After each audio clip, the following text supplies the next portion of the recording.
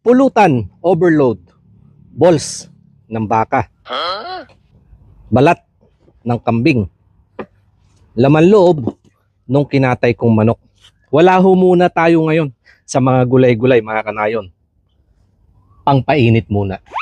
Paminta, pampalasa, saka asin. Kakamasin ko lang ho ito para magkalasa bago ko siya ihawin.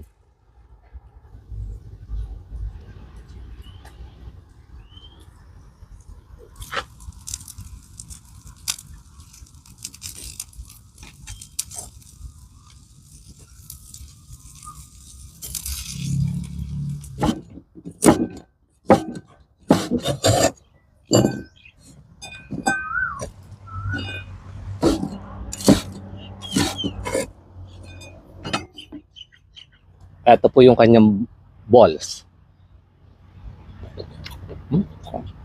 Wala pa hong timpla. Panalo na yung lasa. Dito ko na ilalagay para mas mahalo ko po siya.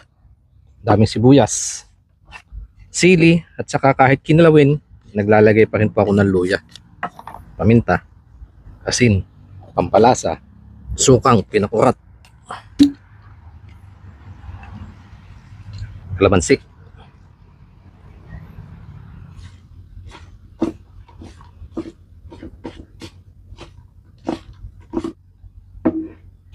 Oops! Teka muna.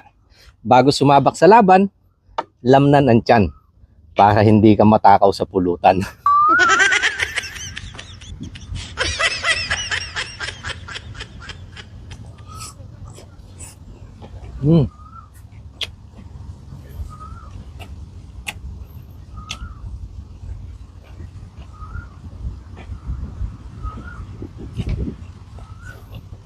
Pal.